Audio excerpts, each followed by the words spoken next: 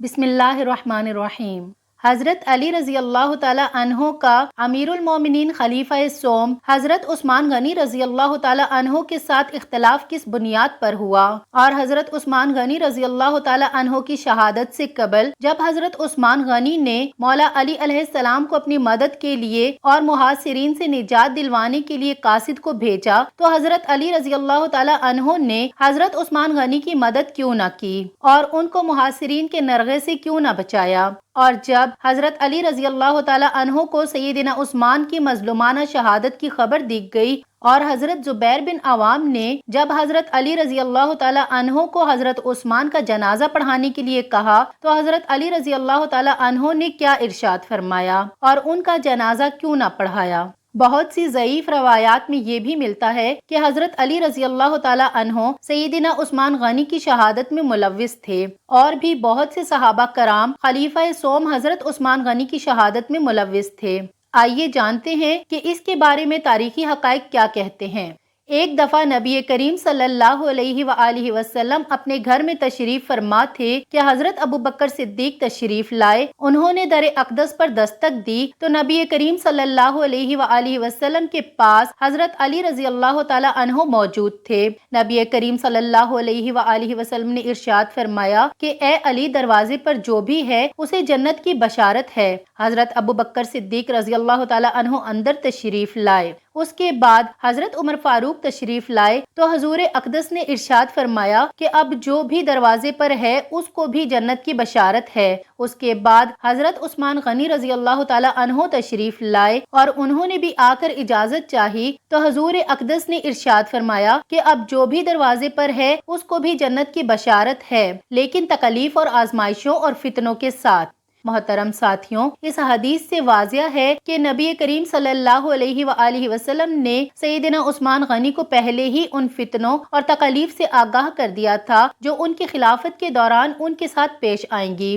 حضرت عثمان غنی رضی اللہ تعالی عنہ کی کچھ پالیسیوں کی وجہ سے بہت سے صحابہ کرام ان کی خلافت سے ناراض تھے، جن میں ابو بکر صدیق رضی اللہ تعالی عنہ کے صاحبزادے محمد بن ابی بکر بھی شامل تھے۔ عثمان غنی رضی اللہ تعالی عنہ کی نرم طبیعت کی وجہ سے ان کا سیاسی طور پر اسلامی سلطنت پر کنٹرول کمزور تھا اور اس کے علاوہ ان سے کچھ اجتہادی غلطیاں بھی ہوئیں جن کی وجہ سے حالات اس قدر خراب ہو گئے کہ بات ان کی شہادت تک جا پہنچی۔ نبی کریم صلی اللہ علیہ وآلہ وسلم نے ارشاد فرمایا تھا کہ میری امت اور فتنوں کے درمیان دروازہ عمر ہے، یعنی عمر رضی اللہ تعالی عنہ کی شہادت کے فوراً بعد میری امت فتنوں اور آزمائشوں میں گھر جائے گی۔ اور وہی ہوا کہ عمر فاروق رضی اللہ تعالی عنہ کی مظلومانہ شہادت کے بعد حضرت عثمان غنی رضی اللہ تعالی عنہ منصب خلافت پر فائز ہوئے تو انہیں خلافت فتنوں اور آزمائشوں میں گھری ہوئی ملی، جس کا بار گراں وہ اپنے کاندھوں پر اٹھانے میں کسی حد تک ناکام بھی رہے، کیونکہ ان کی خلافت کے دوران مدینہ پر اور اسلامی سلطنت پر باغیوں اور منافقین کا غلبہ زور پکڑ چکا تھا۔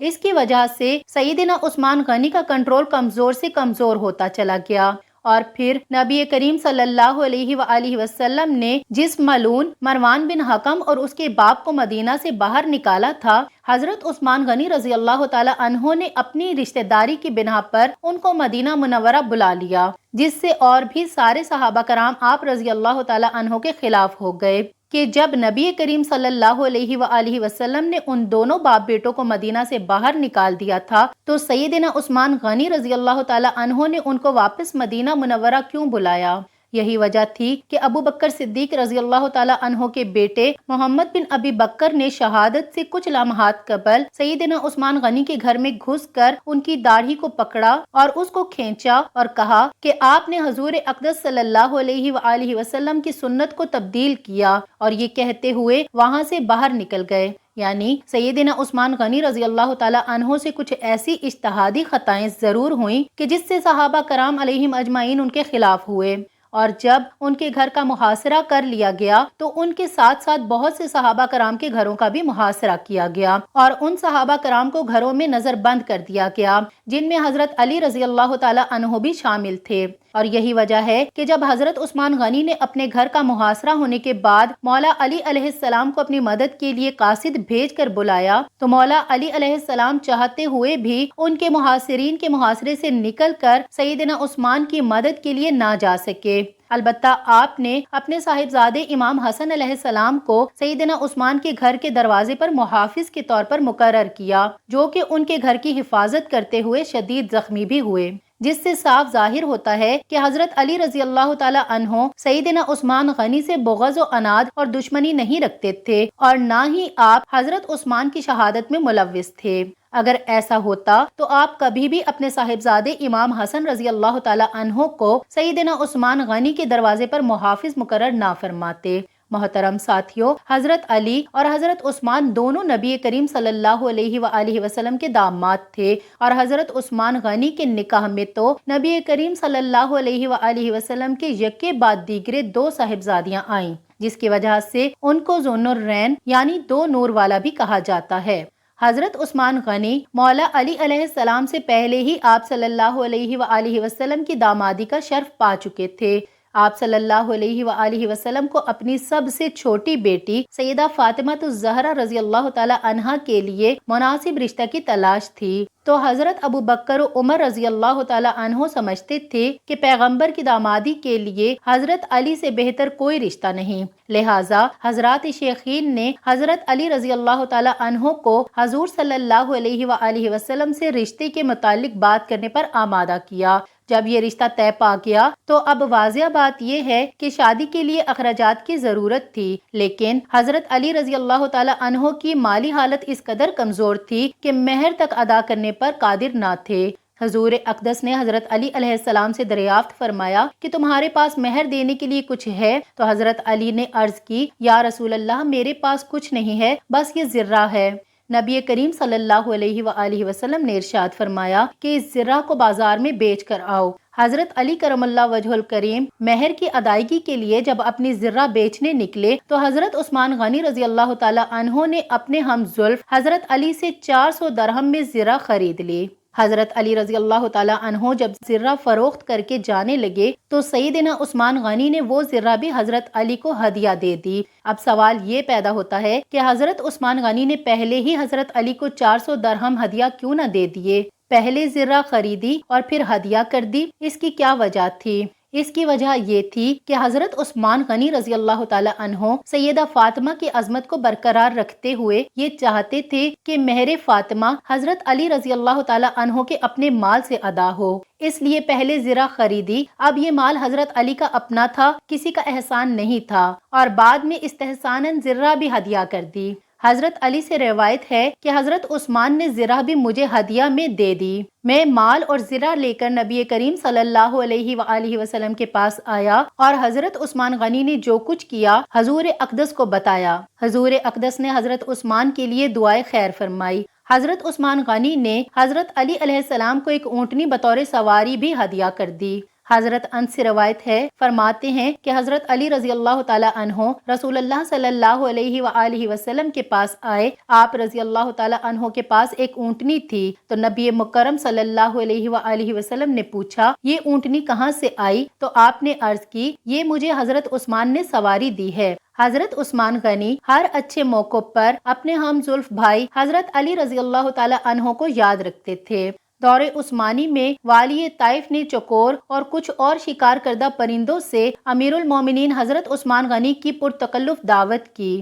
آپ کو یہ پرتکلف دعوت دیکھ کر حضرت علی رضی اللہ تعالی عنہ یاد آ گئے۔ آپ نے حضرت علی رضی اللہ تعالی عنہ کو بلانے کے لیے آدمی بھیجا تو حضرت علی رضی اللہ تعالی عنہ نے اس آدمی سے فرمایا کہ میں احرام کی حالت میں ہوں، لہٰذا یہ شکار ان لوگوں کو کھلا دیں جو محرم نہیں، اس لیے کہ محرم کے لیے شکار کا گوشت کھانے کی اجازت نہیں۔ اس واقعہ سے پتہ چلتا ہے کہ حضرت عثمان غنی رضی اللہ تعالی عنہ کو حضرت علی سے کس قدر انس و محبت تھی۔ جرنیل اسلام عبداللہ بن عامر رضی اللہ تعالی عنہ کسی علاقے سے فاتح ہو کر مدینہ منورہ آئے تو آپ نے سب مدینہ والوں کو 3000 درہم بھجوائے اور حضرت علی رضی اللہ تعالی عنہ کو بھی 3000 درہم بھیجے۔ حضرت عثمان غنی رضی اللہ تعالیٰ عنہ کو جب اس کا علم ہوا تو آپ حضرت عبداللہ بن عامر سے ناراض ہوئے اور فرمایا کہ علی کے ساتھ یہ سلوک۔ آپ نے پھر حضرت علی رضی اللہ تعالیٰ عنہ کو 20,000 درہم اور کچھ دیگر تحائف بھیجے، جن کو حضرت علی نے قبول فرما لیا، اور حضرت عثمان نے ساتھ ہی حضرت علی سے معذرت بھی کی۔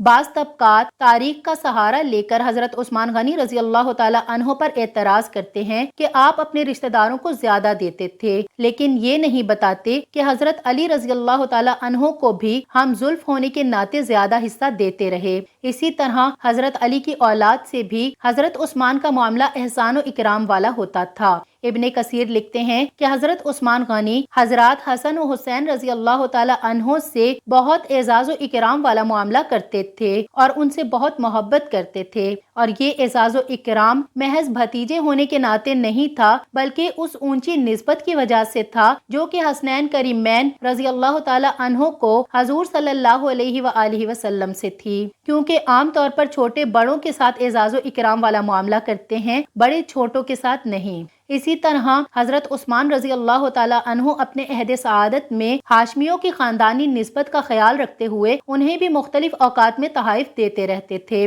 جب سیدنا عثمان غنی کو شہید کر دیا گیا تو اس وقت اس قتل کی چشمدید گواہ سیدنا عثمان غنی کی اہلیہ نائلہ تھیں، جن سے قاتلین کے نام کے بارے میں دریافت کیا گیا تو انہوں نے صرف محمد بن ابی بکر رضی اللہ تعالیٰ عنہ کے نام کی تصدیق کی کہ وہ شہادت سے کچھ لمحات قبل سیدنا عثمان کے پاس موجود تھے، لیکن شہید کرنے والے افراد میں وہ شامل نہ تھے، بلکہ شہید کرنے والے 3 افراد اور تھے جن کو وہ جانتی نہ تھیں۔ جب سیدنا عثمان کا جنازہ تیار ہوا تو سیدنا زبیر بن عوام رضی اللہ تعالیٰ عنہ نے حضرت علی رضی اللہ تعالیٰ عنہ کو اطلاع دی اور انہیں سیدنا عثمان کا جنازہ پڑھانے کی درخواست کی، لیکن سیدنا علی نے سیدنا زبیر بن عوام رضی اللہ تعالیٰ عنہ سے درخواست کی کہ سیدنا عثمان غنی کا جنازہ پڑھائیے، کیونکہ حضرت زبیر بن عوام رضی اللہ تعالیٰ عنہ سیدنا علی رضی اللہ تعالیٰ عنہ سے عمر میں بڑے بھی تھے اور حضرت علی ان کی عزت اور توقیر کرتے تھے، کیونکہ وہ حضرت علی کے پھپھوزاد بھائی تھے۔